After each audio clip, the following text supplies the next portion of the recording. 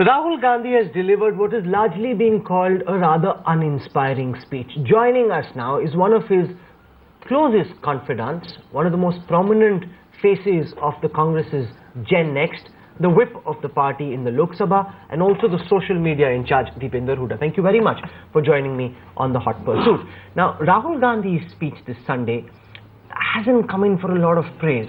Whether it is on social media, whether it is on television, or people watching, they've thought of this as a rather average speech. Well, that's your impression. But the fact is, all the points that were raised by Rahul in his speech were very pertinent, very relevant, and specially appreciated by the farming community. Because the farming community as large is going through an agrarian crisis. And in the midst of such a crisis, the BJP government is proving to be the most anti-farmer government by bringing about certain anti-farmer provisions in the land acquisition bill. And Rahulji was the rightful person to be raising these things. Why is he the right person? Because, you know, if you look at the background of the land acquisition bill, it was Rahulji in the beginning who raised this matter and said that this 114-year-old bill needs to be overhauled, needs to be changed, and this bill needs to contain certain provisos which are in the interest of the farmers. For 114 years, we continued with the draconian British-era law in which farmers had no say in the process of acquisition of their own land. Now, it was Rahulji, starting from Bhatta Parsol when he conducted that Padyatra, and after the Padyatra, he kept on raising this issue both within the parliament and the party, and ensured that 114-year-old bill was changed and changed in the interest of the farmers. And you know, if you look at the agitation against the BJP's land ordinance and now the bill, all the political parties in the country and all the farmer organizations have now come and are standing behind the law which was enacted because of the initiative taken by Rahulji. So he absolutely was the right person to be raising that. Has Rahul Gandhi's absence over the past 2 months dented his credibility in your view? I don't think so. I think as was explained by the Congress party at the time on the day one when he took this break, it was a break which he very conscientiously took for to have a little bit of introspection and look at things from a different perspective. And you know, Rahul, I would say I'm yet to meet anybody, be it a working professional, I was a professional before I became a politician, or anybody who never takes a break. When was the last time you took a 56-day long break? No. Have you ever taken a 56-day long break? I actually have. And I think most of the people that I know, they've taken breaks. No, but you take a break at the right time. Not when the budget session is in play, not when your party is on the streets on the issue of land acquisition, not when everyone else is out in the sun and the general seems to be missing in action. Do you think the timing of the break was inappropriate?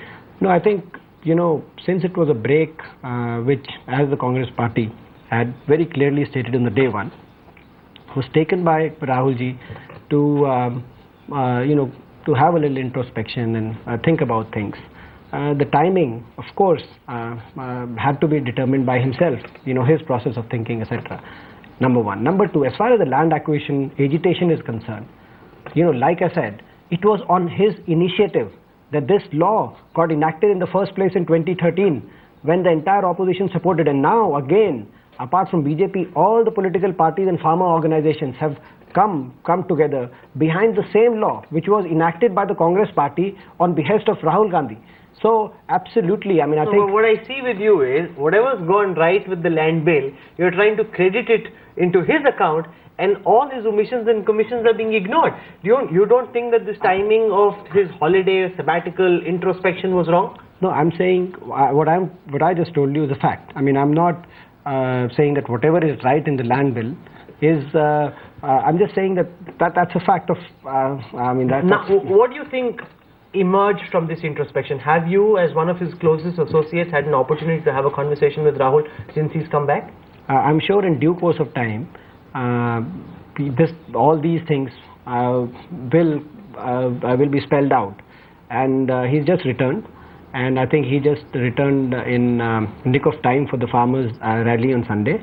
And I think his presence there, like I said, he was the most appropriate person to talk about this particular law, because it was, I mean, no matter how we look at it, fact remains. Because I saw how this law got, in the first place, how the process was initiated, how when he took the Padyatra, and then, unlike what some of you all believe that he takes up an issue, and he saw that not only did he conducted the Padyatra, he took up the matter within the party and the parliament, and made sure that 114-year law actually got overhauled and changed. There's been a clamor of voices from within the Congress party speaking out against Rahul Gandhi. Let's start with Amrinder Singh. Amrinder Singh says that Rahul is inexperienced to be president at this time, that if Rahul were to become president, some of the veterans might even think about leaving the party. Is that not a vote of no confidence in Rahul Gandhi? See, I'm not going to comment on what anybody else has said, because I haven't personally heard anybody's statement. Come on. You watch television, you're on social media, I've heard, you know what's in the news. I've heard the news, etc. But I haven't, but I'm not going to comment on what anybody else. So what do you think, as one of the key members of the Congress's Gen Next, do you believe Rahul Gandhi is ready to be Congress president? See, there are two questions. One is ready. One, is he capable? There are two questions. In my opinion, there is no doubt in my mind, and having worked with him for many, many years, that capability-wise, he's right up there. I don't think, in the 10-year period that I worked with him, he's one of the most sincere people, sincere towards the nation, committed to his party, committed to the nation and its people. Then why does he have such a terrible public image? Why is it that you So, sincerity, truthfulness, I'm talking about the traits that you need in a leader. In fact, I would say, in political life, there are very few people who are as truthful as he is, in my opinion. There are many people who would tweak the truth to suit their political interest in their speeches, in large rhetoric. But he wouldn't do that, because he's very sincere and truthful and committed to the people. I think very intelligent, and in terms of thinking, I think so there are a lot of these traits. So as far as the capability is concerned, I think he's absolutely there, and he can be the leader of the Congress party. Ready or not is a question that I think it's a very personal question, and it's a question for the Gandhi family also. At the moment, Srimati Sonia Gandhi ji and Rahul ji both are the leaders of the Congress party, and they've led the Congress party over the last. Kamal Nath, in an interview I did with him, said that the Congress was falling between two stools. He said, when I go to Sonia Gandhi, she says Rahul's running the party, go to him. When I go to Rahul Gandhi, he says this matter will be decided by the Congress president. And he said the Congress is falling between these two stools. See, do you have a similar problem? Post-electoral defeat, obviously, there are a lot of congressmen who are coming out with their own analysis of how things could be different, and what has worked and what has not, and this and that. I haven't found this issue at all, personally speaking. I think both have led the Congress party together ever since in Jaipur Adhiveshan, Rahul ji was elevated to be the vice president of the Congress party. And but at the same time, like I said, what will be next, the readiness, etc., all those questions. No, Sandeep Dixit says Sonia Gandhi is the better general. He says, comparing Sonia and Rahul, Sonia is what the Congress needs today, not Rahul's leadership. See, like I said, both, in my opinion, have their great pluses. Both are different individuals. Both have led the Congress party together over the last couple of years, and Again, what anybody else has said is I'm not going to comment on. No, because it seems that there is a generational divide in the Congress between those who believe that Rahul should take over. There must be a purge. The seniors who've been around for a while need to be, they need to make way for young people such as yourself. And there are those who feel that that purge will kill the Congress party, that Rahul Gandhi cannot be given the reins of the Congress party. See, I think this is also, this is another thing which has been exaggerated by the media a little bit also. Truly speaking, Congress, if you look at Congress's history, has always believed in multiple generations working together. The process of change in Congress has always been of a continuum. So I think, and that we have seen that within the party and within over the last few years as well. If you see, there's nobody who's just come in, and gradually people and their leadership roles are evolving in the course of time, and that I think is the right way, and that's the way that the Congress party has functioned over. No, but he seems to rattle the seniors. There are lots of seniors, whether it's an Ahmed Patel, whether it's a Janardhan Dwivedi, whether it's Ambika Soni or Sheila Dikshit, they're clearly rattled by what Rahul would do if he takes charge of the party. I don't agree with that. I think a lot of names that you took, I don't think, it's just perhaps a perception that sections of, media has also tried to No, so I want to ask you this question. Why is the perception about Rahul Gandhi so poor? And as someone who's in charge of social media, why are you not being able to counter that on social media, where he's made fun of a lot? Today, Deepinder Hooda, who's in charge of social media for the Congress party, and it's on social media that Rahul Gandhi is made the most amount of fun of. So does that mean, Deepinder, that you failed in your task of trying to improve his image on social media? See, like I said, you're partly right in asking this question, because like I said, I personally believe that he has all the qualities that I would seek in a leader. The nucleus of truthfulness, sincerity. So why does no one else see it like that? Why is he the butt of so many jokes? But of course, there's been a little disconnect. Like I said, partly you're right in asking, and I'm ready to concede that there's obviously been a little disconnect in the way the communication strategy of communicating these set of qualities that I have been mentioning again and again, which I feel that he has all these qualities and capabilities that I seek in my leader, and that a leader should have, and communicating them and connecting with the larger audience. I think it's a matter of absolute. Let me give you Arvind Kejriwal's example. There are people who like him, there are people who dislike him. There are people who support him, there are people who troll him. But very few people mock him or make fun of him or deride him, right? Now you've got Rahul Gandhi, who is vice president of the oldest party in this country, and he's the butt of a lot of social media jokes. Well, I first of all disagree with what's as a Kejriwal example is concerned, because if you have seen lately, that has started to happen as well. But you're right, and I think the repeated questioning on this front gives me great hope, actually fills me with great hope. The concern that the entire section of media who were ready to write off the Congress party and its leadership after our electoral defeat, and the concern that everyone is showing now, that what can Congress do to improve their communication, what can Congress do? So that concern tells me that this nation needs the Congress to revive itself. But you're not doing anything to do so. We haven't seen a roadmap laid out in the past 10 months that the BJP government has been in power about what Rahul Gandhi intends to do to bring the Congress back to power in 2019. I'm not clear. Are you? See, I think so. As far as the roadmap towards revival of the Congress party and all those things will be spelled out as we go forward. Jyotiraditya Scindia, in a similar interview I did with him just last week, said we are at least 3 to 4 months behind when we should have had a roadmap, we should have discussed it, laid it out in the public domain. By now, we should have already working on fulfilling it. No, but see, our role has been defined by the electoral mandate, which is to play opposition. agreed. We have just 44 members in Lok Sabha. At the same time, we are also aware that this is a historical mandate to play a positive opposition role, because still 11 crore people voted for us as opposed to 17 crore for BJP.